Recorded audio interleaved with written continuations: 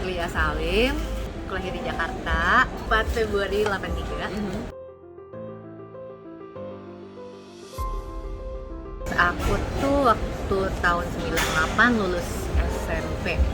Terus tuh pas kerusuhan, jadinya aku ke Singapura diungsiin. And then sekolah 2 tahun di sana. Terus aku balik ke Indo. And then aku ke Aussie. Ke Aussie ambil foundation di Indo. Terus kita ke Aussie. Di mana? Di Melbourne dulu actually. Melbourne sekolah bisnis, ambil accounting finance di Monash. Terus nangis terus tiap hari, stres. Nggak bisa, accounting nggak balance, stres banget lah pokoknya. Karena supposedly tadinya mau ngambil design, but then I have to wait for 6 months karena intake-nya tuh masih next 6 months and I don't wanna wait. Udahlah, gue bisa lah finance lah. Ternyata parah banget 1 semester, terus lulus sih untungnya, masih pas semuanya, 50 something nilainya, masih above 50 jadi masih pas. And then aku move ke Sydney, ambil design. Di mana? Di at that time KVB, tapi sekarang udah nggak ada. KVB jadi apa ya sekarang? Kayaknya Raffles atau LaSalle deh sekarang gitu. Jadi aku masuk college, masuk desain. Lalu aku habis college KVB, aku lanjut ke UNSW, New South Wales. Udah lulus, habis lulus aku pulang. Ambil apa? Digital media. Semua berbau desain lah pokoknya. Digital media. Jadi Berarti lulusnya tahun berapa? Di Bachelor of Visual Communication, Viscom.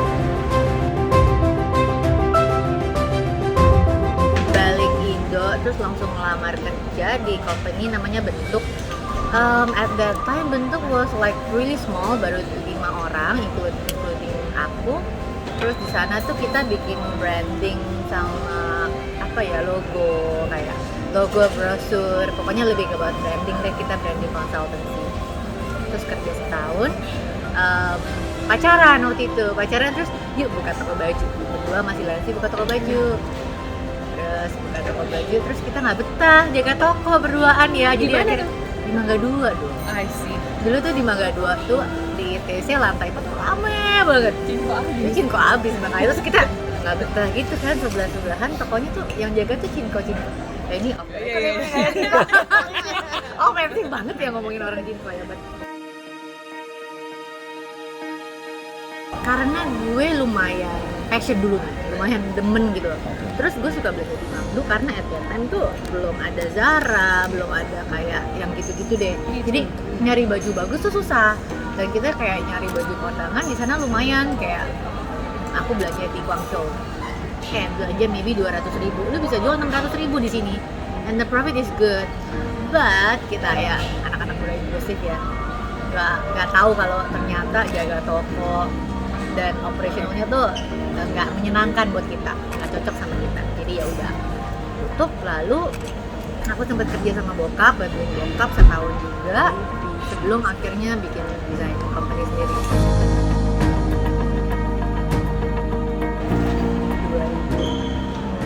2007 buka toko baju, 2008 I work for my dad, 2009 I started my own. Which is ini, Good Moment. Dulu namanya Good Design.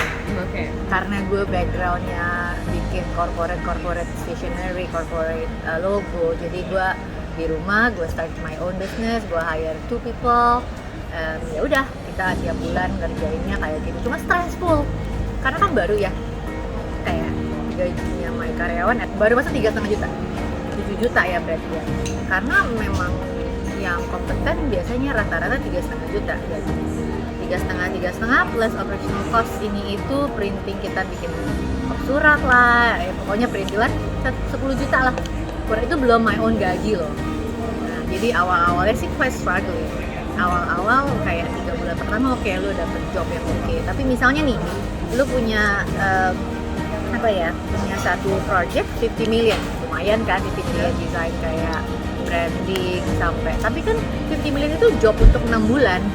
Gitu loh, dan lu nggak setiap bulan dapat 50 million itu gitu. Jadi it was a struggle sih. Dan 2010 gue buka toko jam di Grand Indonesia karena I got some friends in Guangzhou at that time. Jadi gue banyak dapat sourcing barang-barang lucu, barang-barang yang unik, dan gue juga kan passionnya lebih ke desain barang-barang vintage gitu. Jadi gue sourcing barang dari sana. gue buka toko di at that time Grand Indonesia tuh bikin satu lantai kayak gini nih, terus dia sekat toko lucu-lucu kecil-kecil, nggak usah bayar sewa, tapi mereka tuh ambil revenue. Misalnya satu bulan omsetnya 20 juta, mereka ambil 20% dari 20 juta. Jadi enteng banget lah buat kita. Setahun di sana, karena itu memang proyeknya setahun, kayak lebih ke startup aja. Dan kita pindah ke PI. Nah, di PI itu kita boncos tuh. Di PI itu kita rentalnya udah pede kan, karena di GI itu wah, set nih lumayan nih, setiap bulan minimum 100. Not bad ya, orang-orang dulu aja struggling, kita lumayan nih 100 nih. At that time banyak yang belajar buat props wedding, props photographer, ya pokoknya lebih kayak props kayak gitu. Itu belum banyak orang online shop, jadi Instagram juga masih baru, jadi kita tuh lumayan lah toko, tapi barang-barangnya unik dan orang lain belum bisa dapat di mana-mana. Nah, tahun kedua, tahun ketiga udah mulai banyak online shop, udah banyak orang yang import sendiri dari China, jadi saingannya udah makin banyak. Terus kita pindah ke PI dengan rental 50 million, nggak nutup, karena 50 million rental kita harus omsetnya 200 juta, baru kita bisa healthy. Tutup karena mungkin udah banyak online shop. Terus kita juga lokasinya di lantai 5 yang nggak gitu oke, yang orang nggak ngelewatin.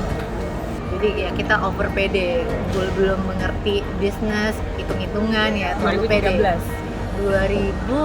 2013 tuh.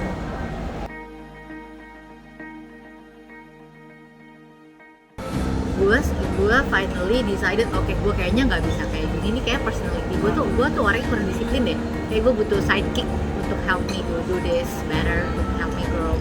Jadi at that time gue decided to hire 2 orang. It's more like bukan hire juga ya, maybe gue anggap mereka kayak partners lah ya.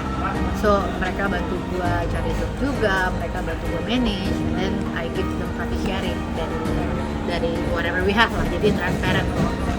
Nah, sejak itu baru lumayan banget, dan gue jadi lebih kayak tertata, dan gue merasa punya obligation nih, gue harus jangan malu-maluin mereka, jangan juga mereka udah komit sama gue tapi gue males-malesan.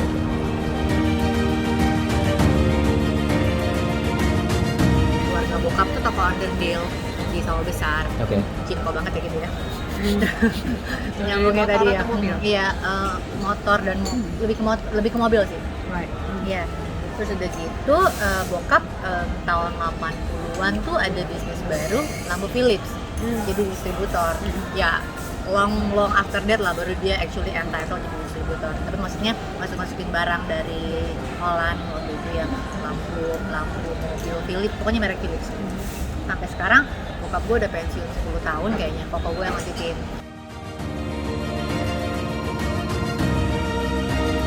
Mungkin sebenarnya gue udah cukup familiar sama bisnis ini, jadi pas actually benar-benar serius udah ada semua celah-celahnya gitu, udah ada semua partnya, jadi tinggal diseriusin aja.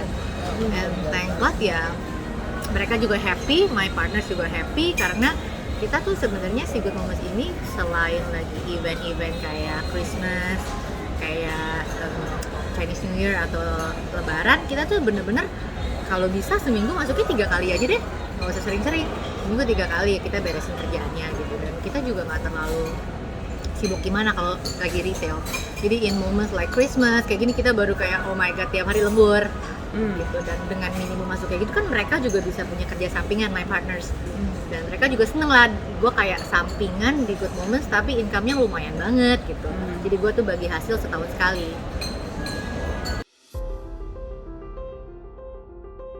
Because that's what I'm good at, designing. Dan gue berasa orang Indo tuh belum terlalu educated untuk pay expensive buat sesuatu desain yang mereka mungkin berasa gue bisa hire kayak fresh grad untuk kerja ini. Lebih orang Indo lebih banyak yang ngopi ya, sorry to say, lebih kayak ngapain gue bayar lu 50 million for some design yang kayaknya anak fresh grad juga bisa gitu kalau dikasih contoh gitu loh ya, something like that. Jadi gue kendala gue pas gue lagi good design tuh ngerjain corporate, seringkali gue merasa people not really appreciating the value of design. Jasa itu seringkali kayak apa ya, nggak dianggap aja, kayak ibaratnya mau dapat proyek tender desain, lo harus kayak pitching. Sementara pitching itu kan lo bener-bener kerjain semuanya dari zero, dan ya kalau lo nggak dapet pitching itu udah, dan sebenarnya udah keburu capek. Jadi gue ngerasa kayaknya lebih enak kalau desain itu gue aplikasikan ke barangnya jadinya kayak barang barang yang retail yang murah tapi desainnya bagus, kayak bikin hampers misalnya, atau bikin packaging seperti dulu gue juga bikin souvenir wedding, masih bikin juga sih. Jadi maksudnya boxnya gue desainnya cakep, mereka kayaknya lebih value itu gitu loh daripada gue cas lo desain sekian gitu. Jadi gue berasa seperti itu, maksudnya orang Indo masih belum bisa aja gitu accept. Di setiap gue bikin produk, even itu souvenir, goodie bag atau hampers, gue selalu pakai barang-barang yang berguna. Jadi kan sering kali kita dapet souvenir, aduh apaan sih ini nggak kepake, cantik doang gitu kan, something like that. Jadi gue berusaha kayak ini Christmas yang kemarin ini, gue mungkin mau berusaha memenuhi semua market, semua jenjang market ya, semua jenjang budget. Jadi misalnya gue bikin dari harga hampers yang 100.000, 200.000, 300.000 up to 1 million. Biar kalau misalnya sometimes kita punya kolega yang aduh budget gue mau bagi 20 kolega, satu kolega budget cepet doang deh, gak usah banyak-banyak. Terus gue juga mau kasih nyokap gue yang bagusan yang 500.000, atau gue mau kasih bos gue yang gue mau, yang gue adore yang 1 juta. Jadi gue punya semuanya gitu, dan gue mau mereka merasa kalau lihat katalog 500.000 worth it ya, dapetnya banyak ya, dapetnya gini gitu. Jadi tuh challenge gue adalah bikin sesuatu barang yang bagus, yang beda sama orang lain, yang lo nggak bisa cari di Topet, Shopee yang sembarangan ada gitu, terus bisa di customize.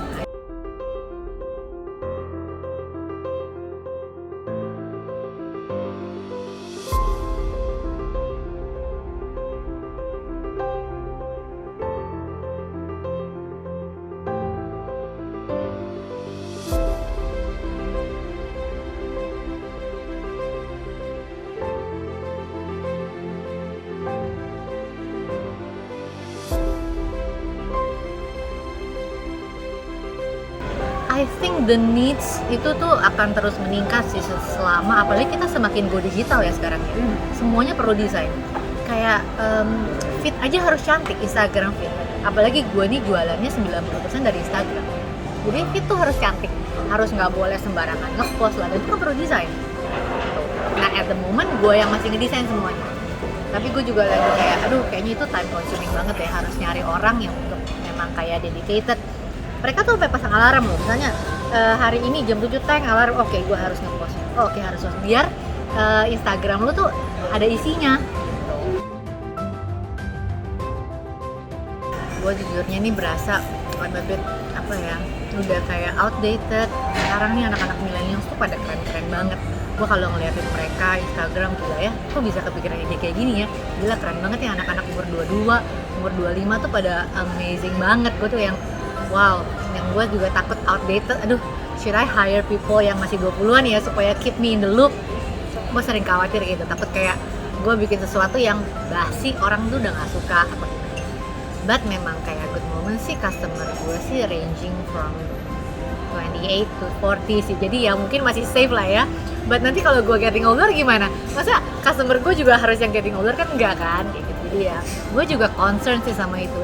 Dan I think Instagram helps a lot buat kita tuh lihat, sekarang tuh trennya tuh kayak gini ya, market tuh lagi kayaknya pengennya kayak gini nih, kayaknya ada peluang deh di sini gitu. Jadi I think Instagram, YouTube itu tuh ngebantu banget sih untuk kita kayak keep track sekarang tuh apa sih yang orang-orang suka.